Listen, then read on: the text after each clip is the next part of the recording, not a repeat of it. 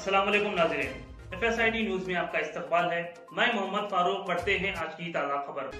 कांग्रेस हुकूमत में रियासत तेलंगाना पसमानदगी का शिकार, इंतजामिया मफलूज। BRS ही तेलंगाना को दोबारा तरक्की की राह पर गामजन कर सकती है।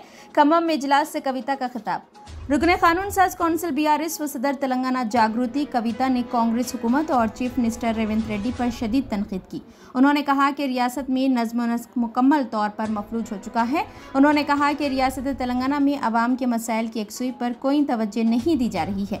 उन्होंने कहा कि जब ED ने कांग्रेस की मरकजी क़यादत यानी सोनिया गांधी और राहुल गांधी के खिलाफ मुकदमा दर्ज किए, तब कांग्रेस के कायदीन सड़कों पर उतर आए। ताहम चीफ मिनिस्टर रेवंत रेड्डी ने इस मामले में खामोशी अख्तियार की, जिससे उनकी दोहरी पॉलिसी बेनकाब होती है।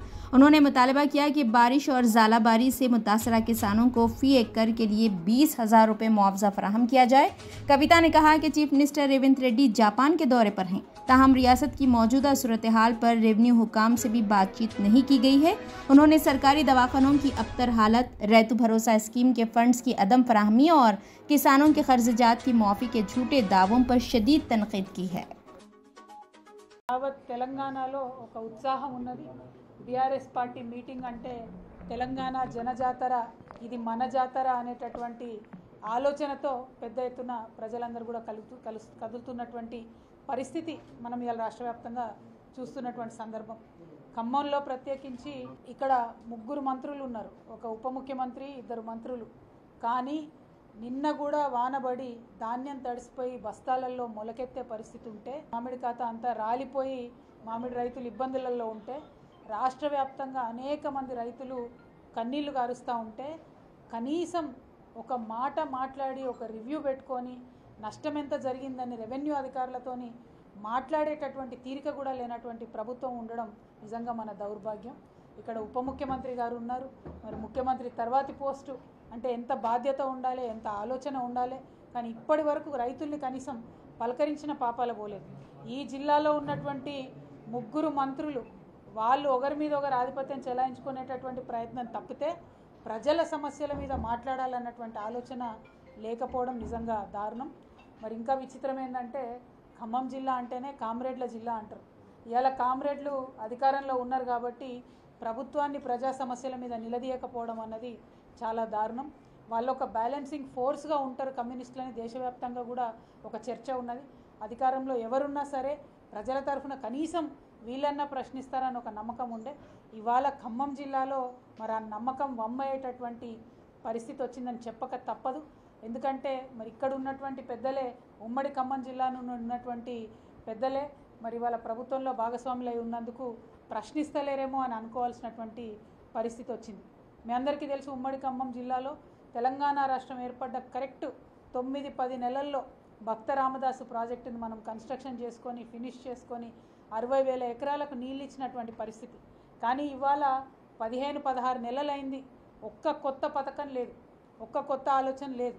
అంటే ముఖ్యమంత్రి గారు కూడా నిజంగా ఎంత దారుణం అంటే, నిన్నగాక మొన్న వాళ్ళ 2 అధినాయకుల మీద A1 A2 కేసు పెడితే వాళ్ళ కాంగ్రెస్ పార్టీ దేశవ్యాప్తంగా ధర్నాలు చేసింది, పిలుపునిచ్చింది।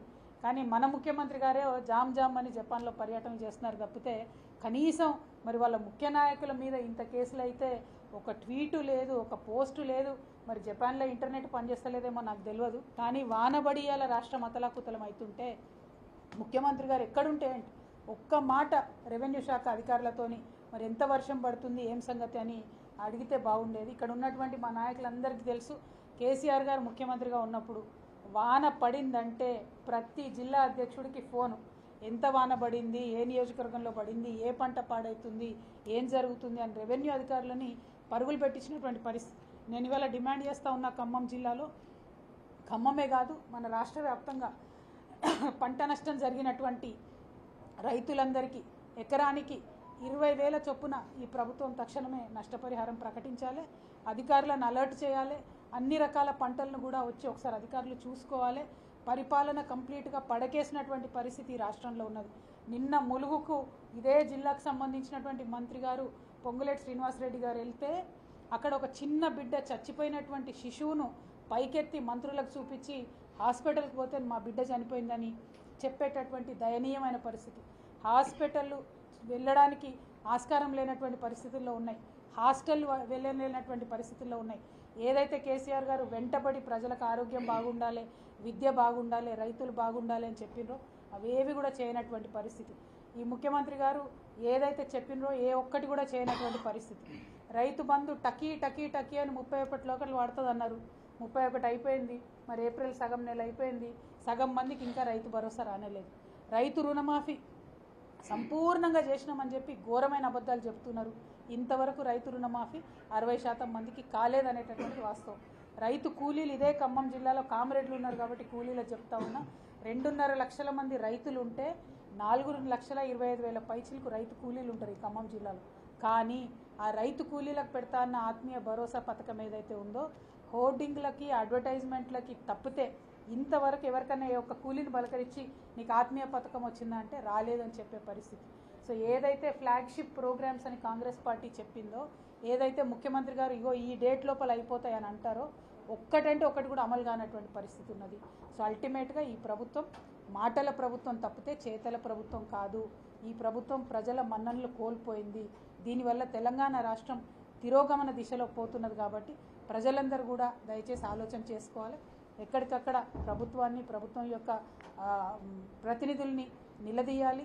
మా ప్రతిపక్షం ఏదైతే చక్కగా నిలదీసేటటువంటి పాత్ర పోషిస్తున్నదో మమ్మల్ని ఎంకరేజ్ చేయండి. ఈ 27వ తారీఖు నాడు 25 వసంతాల బీఆర్ఎస్ పార్టీ పండుగ జరుగుతూ ఉన్నది. దీనికి ఖమ్మం జిల్లా ప్రజలు, ప్రజాస్వామ్యవాదులు అందరికీ కూడా మేము ఆహ్వానం పలుకుతా ఉన్నాం. పెద్ద ఎత్తున వచ్చి హాజరవ్వవలసిందిగా మీ అందరినీ కూడా రిక్వెస్ట్ చేస్తున్నాం. Thank you. జై తెలంగాణ. आप हमारा ये वीडियो YouTube पर देख रहे हैं तो सब्सक्राइब करना ना भूलें और बेल आइकन दबाएं। और अगर आप हमारा ये वीडियो Facebook पर देख रहे हैं तो पेज को लाइक करें और फॉलो करें।